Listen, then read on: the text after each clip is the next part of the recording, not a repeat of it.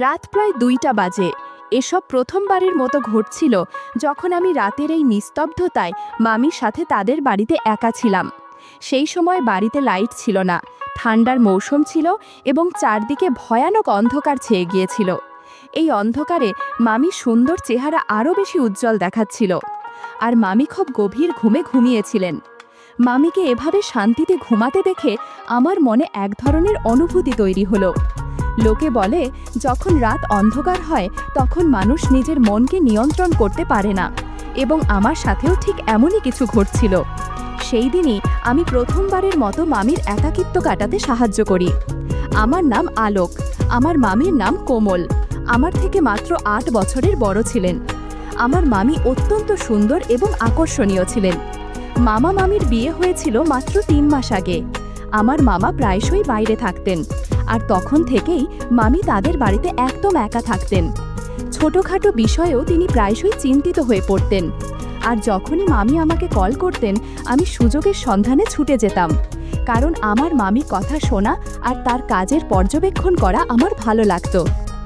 আজও যখন আমি স্কুল থেকে ফিরে দেখলাম যে মামি বাড়িতে এসেছেন এবং মামির চেহারা বেশ চিন্তিত দেখাচ্ছিল, আমি মামিকে জিজ্ঞাসা করলাম, কি হয়েছে মামি? তখন মামি চিন্তিত হয়ে বললেন, সকাল থেকে বাড়িতে লাইট নেই, কারণ সময় মতো লাইটের বিল জমা দেওয়া হয়নি, তাই লাইনের সংযোগ কেটে দেওয়া হয়েছে। এ কথা বলতে বলতে মামির চোখে একদম জল চলে এলো। আমি মামিকে জিজ্ঞাসা করলাম, আপনি লাইটের বিল জমা কেন করাননি? মামি বললেন, আলোক, তুমি তো জানো যে তোমার অজয় মামা প্রায়শই শহরে থাকেন। আমি এখানে একদম একা থাকি এবং পুরো বাড়ি একা কিভাবে সামলাই। আমি লাইটের বিল কোথায় রেখে ভুলে গিয়েছি, তাই জমা দেওয়ার কথা মনে থাকেনি এবং লাইন কেটে দেওয়া হয়েছে। মামির কথা শুনে আমি মামিকে সান্ত্বনা দিলাম এবং বললাম, মামি, আপনি আমার সাথে চলুন, আমি আপনার লাইট বিল জমা দেওয়ার কোনো উপায় বের করে দেব, তাহলে আপনার বাড়িতে লাইটও চলে আসবে। এসব শুনে মামি খুব খুশি হয়ে গেলেন এবং আমি ক্ষুধার্ত তৃষ্ণার্ত অবস্থায় মামির সাথে বেরিয়ে পড়লাম। আমি কোনো না কোনোভাবে মামির লাইট বিল জমা করে দিলাম। এরপর ফেরার পথে মামি তাদের বাড়িতে নিয়ে গেলেন। রাত বেশ গভীর হয়ে যাচ্ছিল এবং চারদিকে অন্ধকার ছড়িয়ে পড়ছিল, আর তখনও লাইট আসেনি। যখন আমরা বাড়িতে ঢুকলাম তখন আমরা কিছুই দেখতে পাচ্ছিলাম না। আমি তাড়াতাড়ি আমার ফোনে ফ্ল্যাশ লাইট জ্বালালাম এবং অন্ধকারে হঠাৎই আমার নজর মামির দিকে পড়ল। তখনই আমার মনে একটি চিন্তা এলো। আমি মামিকে বললাম, আপনি বেডরুমে গিয়ে বসুন, আমি দেখি বিদ্যুতের জন্য কোনো ব্যবস্থা করতে পারি কিনা। মামি বললেন, আলোক, আমার অন্ধকারে খুব ভয় লাগে, তাই তো তোমাকে আমার সাথে নিয়ে এসেছি। মামির কথা শুনে আমি খুব স্নেহের সাথে মামি মাথায় হাত রাখলাম এবং বললাম, মামি, আপনি ভয় পাবেন না, এখন আপনি আপনার বাড়িতে একা নন। আমি মামি হাত ধরে তাদের বিছানায় বসিয়ে দিলাম এবং মামিকে বললাম, আমি কিছুক্ষণের মধ্যে ফিরে আসছি, আপনি খুব আরামে বসুন।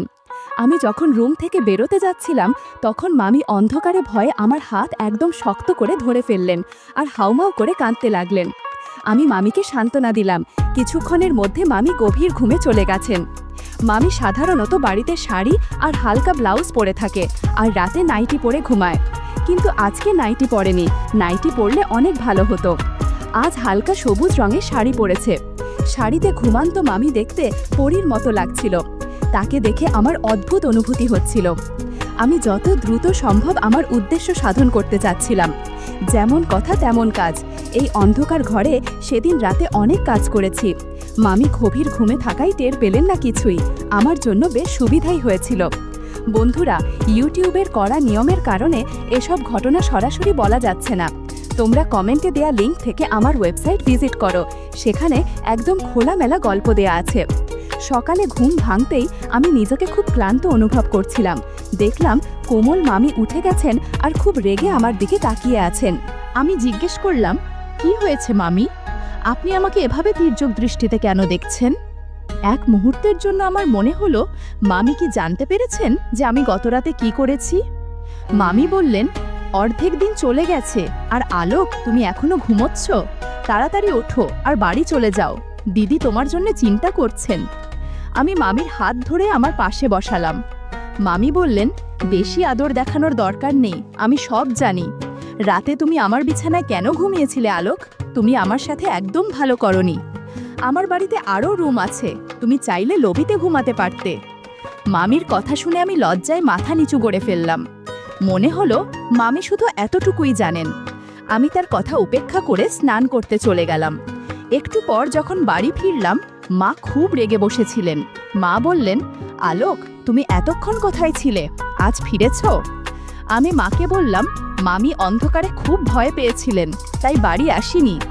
এখন সকালে মামির বাড়িতে লাইট চলে এসেছে, এখন মামির আর কষ্ট হবে না।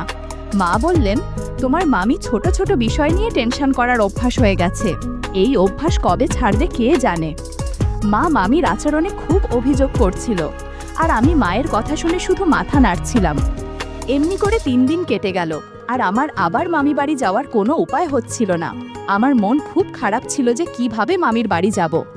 3 দিন পর যখন আমি বন্ধুদের বাড়ি থেকে ফিরছিলাম, দেখলাম মা চিকেন বানাচ্ছেন। আমি ইচ্ছে করে মায়ের সামনে বললাম, মামি চিকেন খেতে খুব পছন্দ করে। এ কথা শুনে তারও একটু দয়া হলো যে মামি তো চিকেনের দেওয়ানা। মা বলে উঠলেন, মামি বাড়ি তেমন দূরে নয়, গাড়ি নিয়ে যাও, 1 মিনিটও লাগবে না, আর তোমার মামিকে দিয়ে আসো। আমি আমার সুযোগের সন্ধানে ছিলাম। ইচ্ছে করে একটু অনিচ্ছা দেখিয়ে বললাম, ঠিক আছে মা, আমি মামিকে চিকেন দিয়ে আসি। মা তাড়াতাড়ি টিফিন প্যাক করে দিলেন। আমার মন খুশিতে ভরে গেল। আমি মামি বাড়ি পৌঁছালাম। মামি রান্না করতে যাচ্ছিলেন। চিকেনের টিফিন দেখে তিনি খুব খুশি হলেন, আর আমাকেও খেতে বললেন। আমি সঙ্গে সঙ্গে তার সাথে বসে গেলাম, আর আমরা দুজনে মিলে চিকেন খেলাম। আমি তো আমার বাড়ি ফিরে যাওয়ার কোনো চিন্তাই করছিলাম না। বেশ কিছুক্ষণ পর আমি মোবাইলে গেম খেলা শুরু করলাম। আমি ফোন করে মাকে বলেছিলাম যে কোমল মামি আমাকে জোর করে তার বাড়িতে আটকে রেখেছে, যদিও কোমল মামি আমার সাথে এমন কোনো কথা বলেনি। আমি মামিকে বললাম, আপনি দিন দিন এত চিকন হয়ে যাচ্ছেন, আপনি বেশি করে খাবার পানি খান না কেন? মামি বললেন, রোজ জুস খাওয়ানোর মতো কেউ নেই, তাই হয়তো এরকম হচ্ছে। আমি বললাম, ঠিক আছে, এখন থেকে এই দায়িত্ব আমার। তারপর আমি আনারের জুস এনে নিজে মামিকে দিলাম এবং তাতে এক ধরনের ওষুধ মিশিয়ে দিয়ে দিলাম। মামি আমার দিকে তাকিয়ে বললেন, তোমার মতো ছেলে সবার হওয়া উচিত। তোমার মামা এখানে নেই, কিন্তু তুমি আমার এত খেয়াল রাখো যে এখন আমার আর তেমন সমস্যা হয় না। না হলে আমি বসে বসে ভাবতাম তোমার মামা ছাড়া আমার সময় কিভাবে কাটবে। মামির কথা শুনে আমি হালকা করে হেসে দিলাম। মামি কি জানতেন যে আমার এই সাহায্যের পিছনে কি উদ্দেশ্য লুকিয়ে আছে? আমি তো সবসময় সুযোগের খোঁজে থাকতাম। মামি সেই জুস খাওয়ার পর খুব গভীর ঘুমিয়ে পড়লেন। গত রাতের মতো আজকেও একটি কাজ করলাম। পরের দিনও আমি সকালে অনেক দেরি করে উঠলাম। যখন উঠলাম, মামিও আমার সাথে উঠে পড়লেন আর বললেন, তুমি রাতে আমার বাড়িতে কাটিয়েছ, তোমার মা খুব চিন্তিত হবেন। আমি বললাম, না মামি, আমি মাকে ফোন করে বলেছি, তাদের কোনো টেনশন নেই, মা নিশ্চিন্তে বাড়িতে আছেন। দুপুরের দিকে প্রায় 1টার সময় আমি বাড়ি ফিরে এলাম। মা আমাকে বললেন, তোমার পড়াশোনায়ও একটু মন দাও, না হলে তুমি তোমার মামি চাকর হয়ে যাবে আর তোমার পুরো জীবন নষ্ট হয়ে যাবে। আমি মাকে বললাম, মা, আপনি কি ধরনের কথা বলছেন? সে আপনার ভাইয়ের স্ত্রী, একা বাড়িতে থাকেন, যদি আমরা মামির কিছু কাজে লাগতে পারি তাতে কি ক্ষতি? এখন আমি ঠিক করেছি যে আমি প্রতিদিন রাতে মামির বাড়ি যাব, যাতে তার পাশে থাকতে পারি। আশেপাশের প্রতিবেশীরা বলেছে যে এখন গ্রামে অনেক চুরি হচ্ছে, এই অবস্থায় মামিকে একা রাখা ঠিক হবে না। আমার কথা শুনে মা টেনশনে পড়ে গেল আর বলল, ঠিক আছে, তুমি রোজ রাতে তোমার কমল মামির বাড়ি যাও, কিন্তু সকালের সময় মতো ফিরে আসবে। এরপর থেকে আমি প্রতিবার আনার জুস নিয়ে মামির বাড়ি পৌঁছে যেতাম। সেই জুসে ওষুধ মিশিয়ে তাকে দিতাম, আর মামি গভীর ঘুমে পড়লে আমি আমার সুযোগের সদ্ব্যবহার শুরু করতাম। এখন আমি আমার এই কাজে খুব খুশি ছিলাম। আমি খুব সহজেই মামিকে বোকা বানিয়ে দিতাম। মামি এখন প্রতি রাতেই আমাকে তার বাড়িতে থাকতে বলতেন এবং এখন মায়েরও কোনো টেনশন ছিল না। কিন্তু এটা আমার জন্য খুব কঠিন হয়ে পড়ছিল যে রাতে এত পরিশ্রমের পর আমাকে সকালে খুব তাড়াতাড়ি উঠতে হতো। একদিন কোনোভাবে মামির আমার ওপর সন্দেহ হলো। সেই রাতে আমি জুস নিয়ে মামির রুমে গেলে মামি বললেন, আমি জুস খাওয়ার কিছুক্ষণের মধ্যেই গভীর ঘুমে পড়ে যাই এবং একবারও রাতে উঠি না, যদিও আগে এমন হতো না। আজ দুপুরে ঘর পরিষ্কার করার সময় যখন ডাস্টবিনে আবর্জনা ফেলতে গেলাম, তখন একটা ওষুধের প্যাকেট আর একটা বেলুনের প্যাকেট দেখতে পাই। আমার বাড়িতে এসব কিভাবে এলো? মামির কথা শুনে আমার টেনশন হতে শুরু করলো। আমি না বোঝার ভান করলাম। আমি মামিকে ভুলভাল কিছু একটা বুঝিয়ে দিলাম। এরপর মামি এই বিষয়ে আর কিছু বললে না। বরাবরের মতো মামি আনারসের জুসের গ্লাস শেষ করে ফেললেন এবং আমার সাথে কথা বলতে শুরু করলেন। আমি মনে মনে খুশি হলাম। কিছুক্ষণ পর মামি আবার ঘুমিয়ে পড়লেন এবং আমি আমার কাজে মগ্ন হয়ে গেলাম। এসব করতে আমার প্রচুর আনন্দ লাগছিল। আমি কখনো ভাবিনি যে এত সহজে সব পেয়ে যাব। তিনি কখনো আমার উপর সন্দেহ করেননি আর বুঝতেও পারেনি যে আমার উদ্দেশ্য কী।